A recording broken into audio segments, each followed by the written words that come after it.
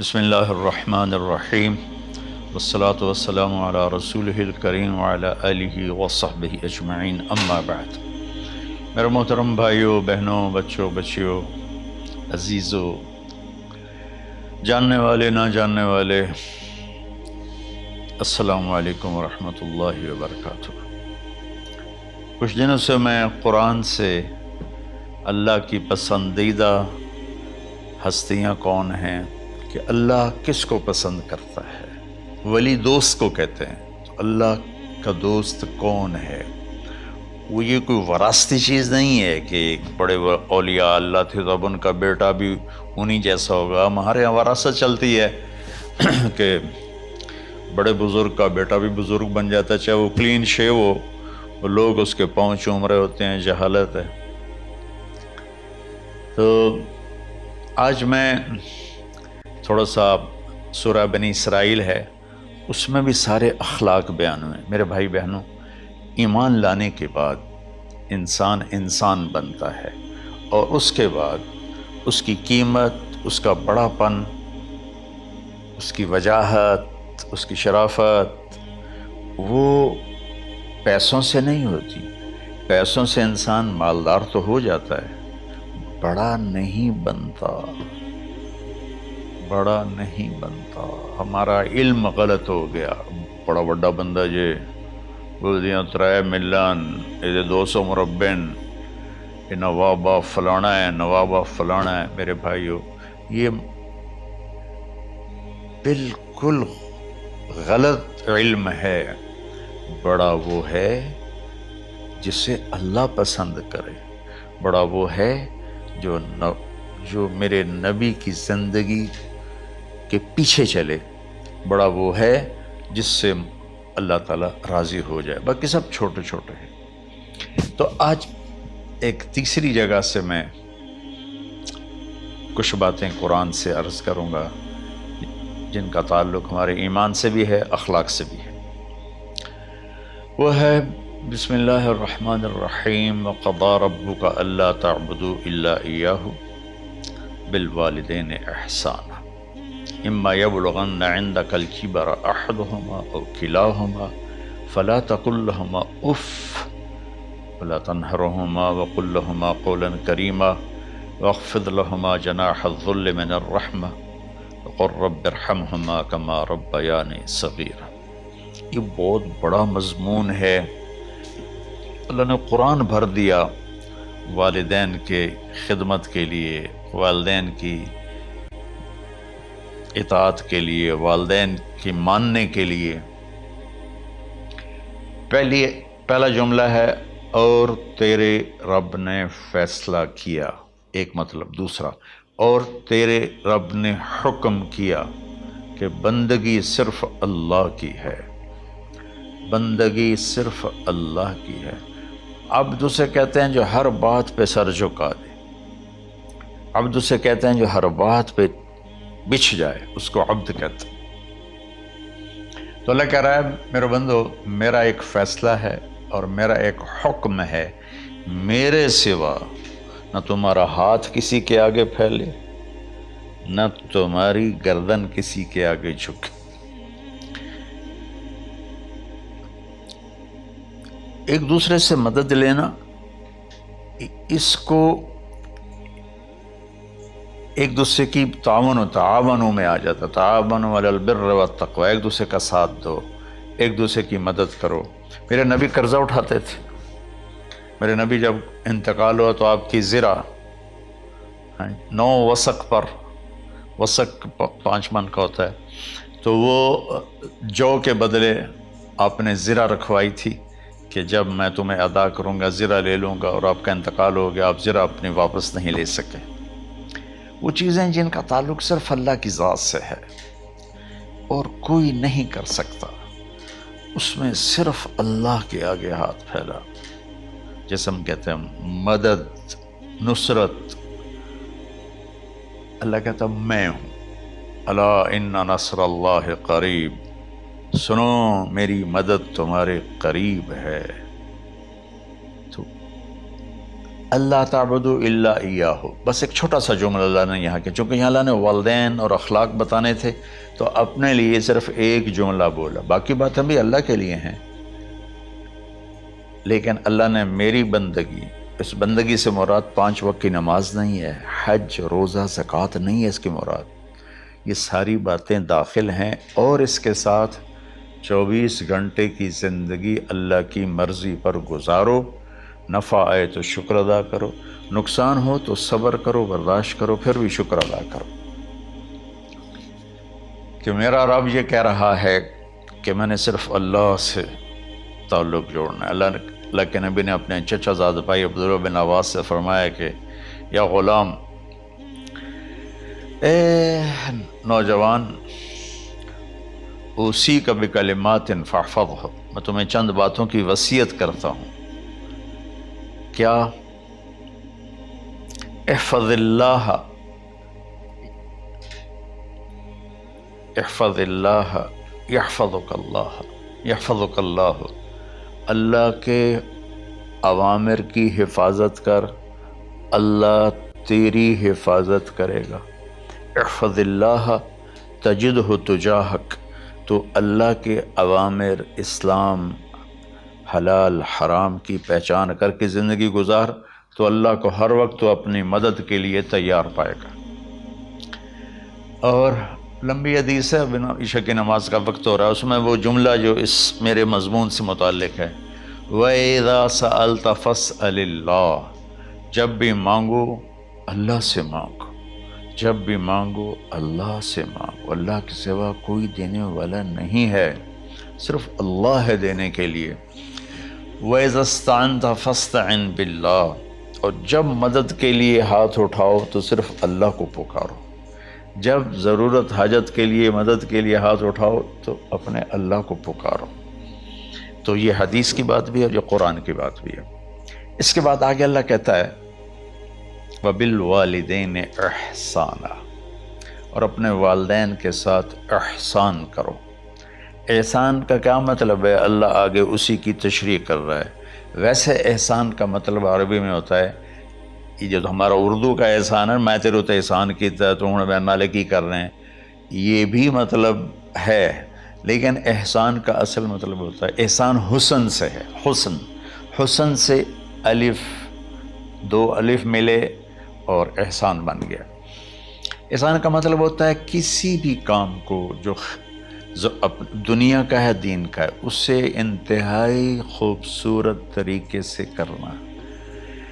جیسے کسی دلہن کا میک اپ ہوتا ہے نا، تو 5-6 گھنٹے 4 گھنٹے کے بعد وہ کہتی ہے، جو ہوتی ہے اس کا میک اپ کرنے والی، کہ جی بس یہ مکمل ہو گیا ہے اور اب اس سے آگے نہیں ہے۔ تو آخری اچھائی کی آخری انتہا پر پہنچ کے کام کرنے کو احسان کہتے ہیں۔ تو میرا اللہ کہہ رہا ہے، میرے بندو، اپنے والدین کے ساتھ وہ کرو کہ جو بھلائی کی، خدمت کی، ماننے کی آخری حد ہے۔ سبحان اللہ۔ وبالوالدین احسان، بالوالدین پہلے ہے، احسان بعد میں ہے۔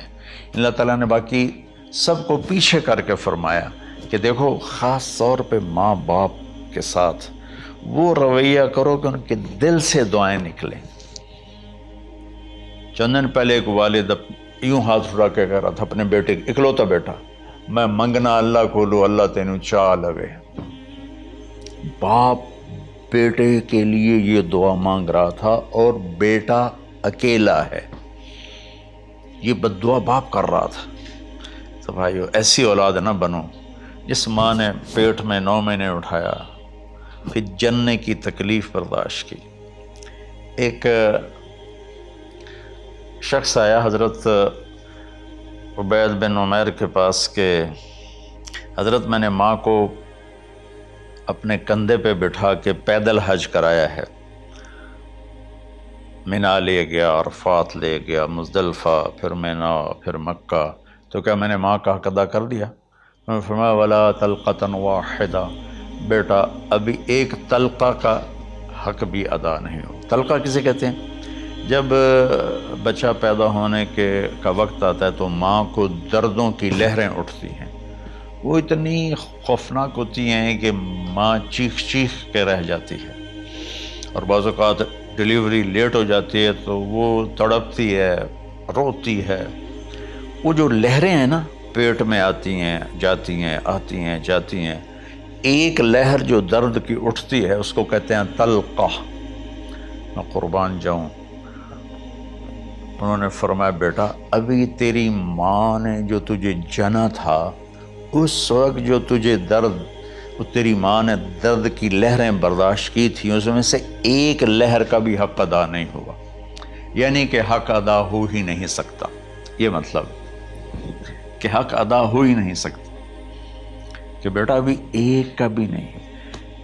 پھر حضرت عبداللہ بن عمر سے ایک شخص نے پوچھا کہ اچھا یہ جو آدمی تھا یہ خراسان، یہ ایران میں ہے اور افغانستان میں، یہاں سے ماں کو پیدل کندھے پہ بٹھا کے مکے پہنچا تھا، اندازہ لگا اس نے کتنی مشقت اٹھائی۔ اور عبید اللہ بن عمر کہتے ہیں بیٹا ابھی ایک لہر کا حق ادا نہیں ہوا۔ یہی سوال حضرت عبداللہ بن عمر سے کیا ایک شخص نے کہ حضرت میں نے اپنی ماں کو حج کرایا ہے، سارا میں نے پیدل کرایا ہے اور کندھے پہ اٹھا کے کرایا ہے، تو کیا میں نے ماں کا حق ادا کر دیا؟ وَلَا زَفْرَةً وَاحِدًا وَلَا زَفْرَةً وَاحِدًا۔ کہ بیٹا تیری ماں نے تجھے پالتے ہوئے جو تھک تھک کے لمبے لمبے سانس لیے، ہوکے بھرے، ابھی ایک ہوکے کا حق بھی ادا نہیں ہوا، یعنی حق ادا ہو ہی نہیں سکتا۔ تو احسان کے آگے تشریح آ رہی ہے۔ تو آج میں صرف اتنی بات کروں گا کہ میرے بھائیوں، میری بہنوں، میرے بچوں، میری بچیوں، اللہ کے واسطے ماں باپ کو دکھ نہ دینا، ورنہ اللہ بھی ناراض ہو جائے گا۔ چند دن پہلے ایک بچہ بچی میرے پاس آئے، دونوں میڈیکل اسٹوڈنٹ تھے، کہیں کہ ہم شادی کرنا چاہتے ہیں۔ تو بچی نے کہا جی میرے والدین ناراض ہیں، وہ نہیں، اس رشتے پر راضی نہیں ہیں۔ تو میرے باپ کہتے ہیں اگر تو نہیں یہاں رشتہ کیا تو تیری میری ایک درمیان خط آئے، کھچ جائے گا خلیج، ہم اس پار نہیں آئیں گے تو اس پار نہیں آئے گی۔ میں نے کہا بیٹی جس ماں نے تجھے 9 مہینے پیٹ میں پالا، 2 سال تجھے دودھ پلایا، تیری پوٹیاں پیشاب صاف کیا، تجھے پیمپر باندھے، تجھے اٹھ اٹھ کے راتوں کو اپنی چھاتی سے دودھ پلایا، کیا اب اس کا اتنا بھی حق نہیں کہ تم اس کی رائے کا احترام کرو؟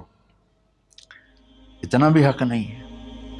تو میں نے کہا بیٹا میری کوئی رائے نہیں ہے، تو اگر تیرے ماں باپ راضی ہیں تو بسم اللہ ضرور کر، اگر راضی نہیں ہیں تو دیکھو موت تک تجھے ماں باپ کی دعا نہیں ملے گی، اور ماں باپ کی دعا نہ ملی تو کچھ بھی نہیں ملے گا۔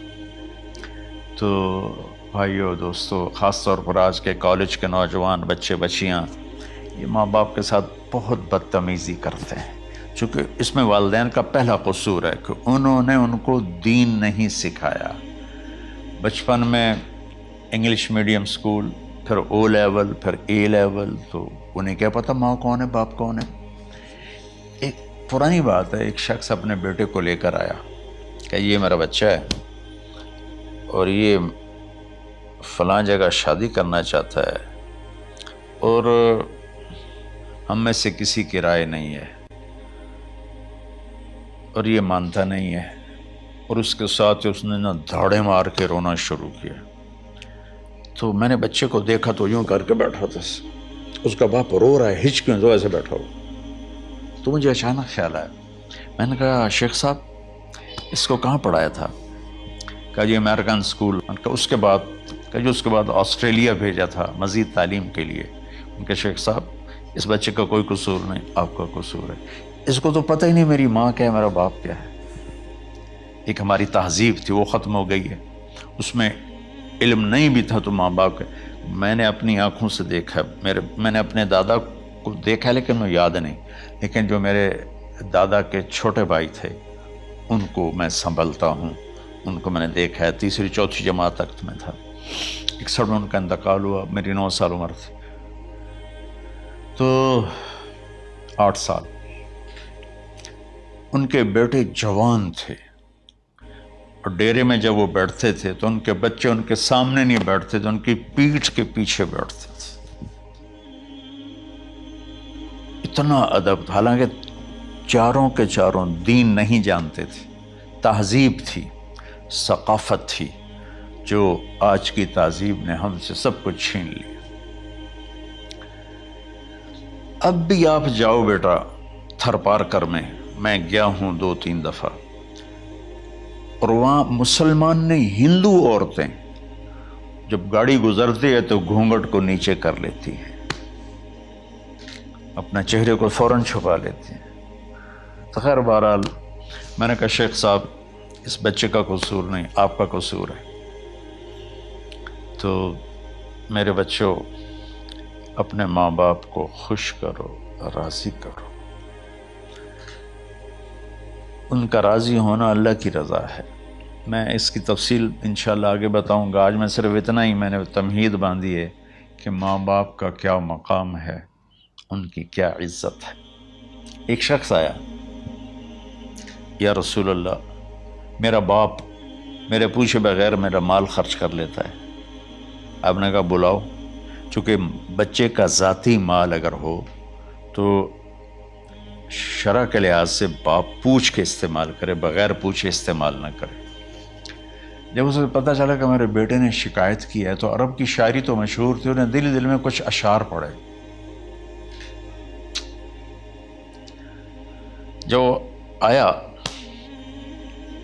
تو جبریل پہلے آ گئے، یا رسول اللہ، اللہ تعالیٰ کہہ رہے ہیں آپ اس سے پوچھیں وہ شعر بتاؤ جو تیرے کانوں نے تو نہیں سنے، تیرے دل میں آئے تھے اور اللہ نے سن لیے۔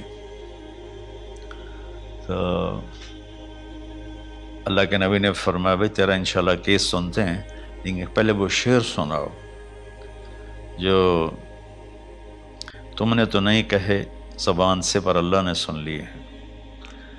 تو پھر اس نے وہ اشعار پڑھے، اور اس کے آگے کیا ہوا یہ میں انشاءاللہ اگلے کلپ میں بتاؤں گا کہ باپ کا کیا مقام ہے، ماں کا کیا مقام ہے۔ السلام علیکم ورحمۃ اللہ۔